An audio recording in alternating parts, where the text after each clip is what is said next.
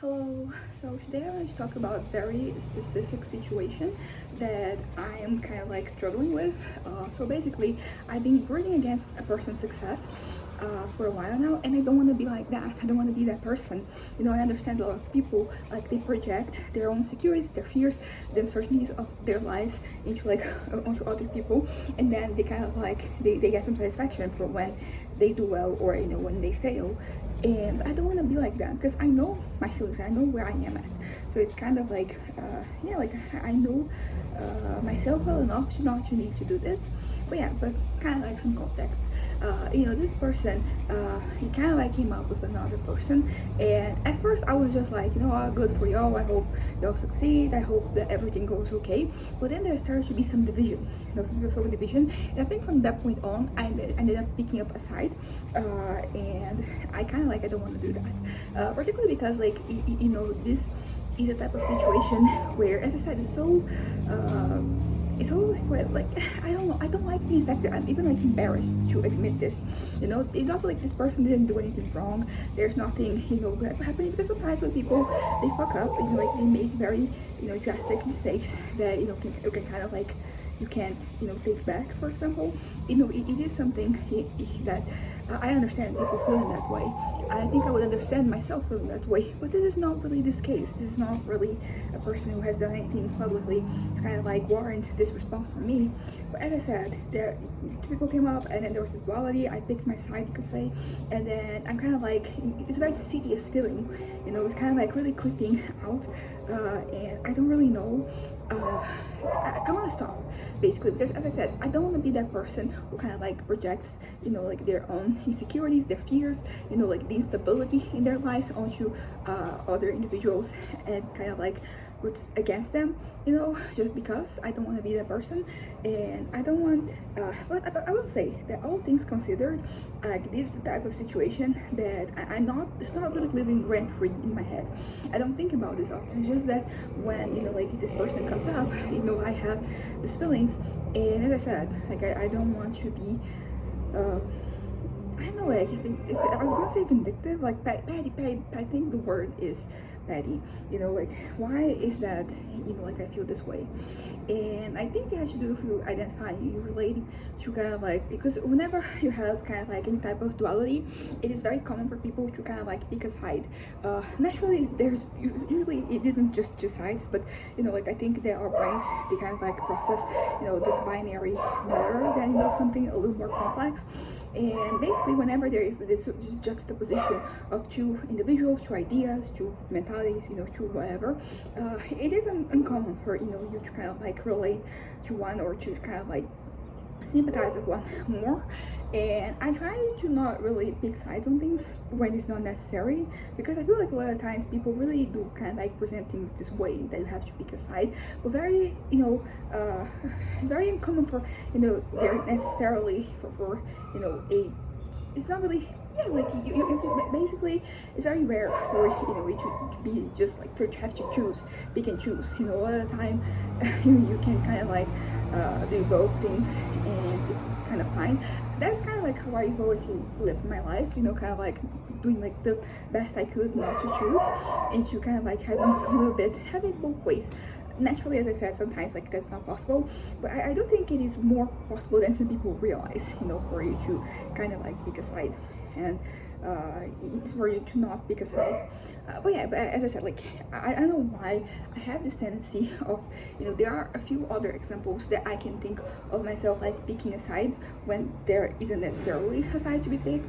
And I think that comparison is usually what kind of like leads to that particular that kind of like tendency that I have sometimes to kind of like side with one facet of whatever it is. And it's interesting because like I think they have a tendency of, I think it's very common for us to pick the underdog, but that definition of who is the underdog, it really changes, because I can fully admit that like my definition is very arbitrary. It comes from like as I said, like you empathizing with someone, and that's not even like the reality. It's just like your perceived reality, your perceived perception of like that side of like that person that, institution, that whatever. Like you create in your head this, this criteria through which you kind of like you separate, you classify those facets, and you kind of like internalize some of those things too. Like that is something that is worth mentioning. Is that it's kind of like easier said than done. Like kind of like detaching yourself from like these tendencies that we have, but it's possible. Basically what I want to say is that because I'm talking about this one specific situation where I'm kind of like preying on this person's downfall, although that sounds very dramatic and very active. As I said, I'm kind of like, it's more of a passive thing that I have, but there have been points in the past where I have decided to even have those intense feelings. As I said, like I don't want to feel that anymore because it is not productive. I would rather deal with the feelings themselves, because if I'm feeling this way about something, about someone, there's something there that kind of like, it triggers something in my mind. So I kind of like, I want to deal directly with, these things that I have triggered, instead of like having these projections, and this, like rationalizations. But yeah, so I think that, the thing about, always like finding the underdog is interesting, because I feel like in some cases, like it is pretty clear cut who would be the underdog, but sometimes like, like there's a metric, by which you can kind of like assess something that would say that, the person you kind of like rooting for is not the underdog. You're kind of like on top of the situation. And yeah, but at the same time, as I said, there is this thing, I don't know, I think there's the concept of vulnerability. It's very important in this perception that we have. I think that, get somebody who's a little more vulnerable, whether, accidentally or like they're intentionally being vulnerable. I think that my brain side is like, okay, you must be. Also, it's not just about, the underdog. I think there's an element of like protecting this person or this idea, this notion, this institution, whatever it is. You want to try to like protect them, because they are kind of like routine. And then, by default, the other thing is kind of like, even if it's not against it, because also I think that this whole thing was, it has to do with like other people, in the sense that I saw the people pitching, the two elements against each other, and I think if that had never really happened, I wouldn't have had this, like these thoughts, because also like perception, is something that it's kind of like a mirror. Like once it's broken, you can always see, like the cracks. So even if I kind of like I put this away from my mind, I ignore it, or whatever, it's still something very, as I said, it's insidious. Like it kind of like crawls at the back of your head. So you're, like it's just really taking, like it's kind of like. Yeah, so as I said that it didn't live rent free in my head, but like the more I think about this, the more I'm like, yeah, it does. Not just this thing, everything, every binary that like end up siding with something. There is, something there. There is something that is really, I don't know. It's just. Do I see myself as this? I feel like that is in a certain way that is the thing, right? Like I see myself in that individual. So I think the underdog. I feel like, do I always feel like I'm the underdog, in all the situations? Because I don't want to be. I want to be, like the party that is, on top, and it's kind of like always been like that. It's not really.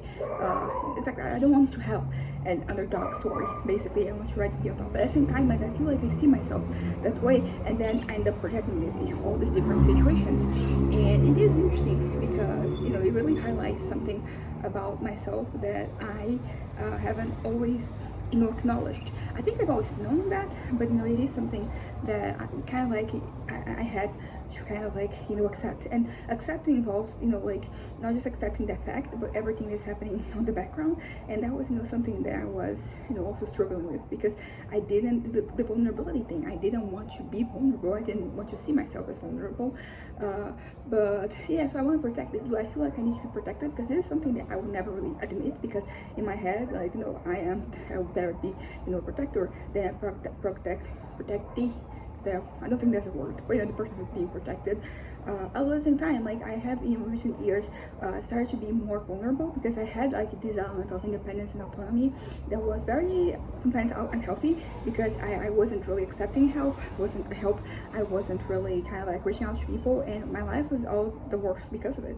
So like right now I'm kind of like, I guess, a little more open to that notion, and it's kind of like interesting, because also like I think I see myself as selfish a lot of the time. So like in protecting people, it involves a level of of you know, like you're caring about that, like a level of involvement that I didn't really want to have. So you know, that in itself is something that is that I'm I don't know, I've had to work on that, and I think I'm finally at a point where I am fully, you know, stable, and I can, you know, I can acknowledge when I need help. I can acknowledge when I cannot handle something, you know, and better than just pretend that I can handle it.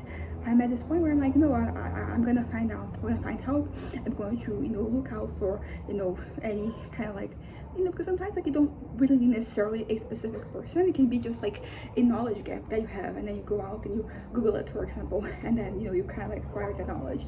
So I don't really have this feeling that I have to be ready, you know, like that is not really where I am at in my life. You know, I'm like, I'm okay.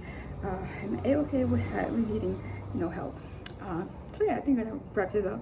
It was all over the place, but I'm glad that I got this thought out of my head, because now that I've verbalized it, I can actually, you know, deal with it as if it is an actual, you know, situation. I can't hide from it anymore, you know. So I think I'll get you updated if I kind of like figure anything else. And you know, my growth as a person, it starts here. I mean, it's been happening since always, but like right now it's another step towards like me getting to a point where I am, you know, I mean, I'm never really going to reach a point of perfection, but I can always like be better, and that's kind of like where I am at right now. So anyways, bye.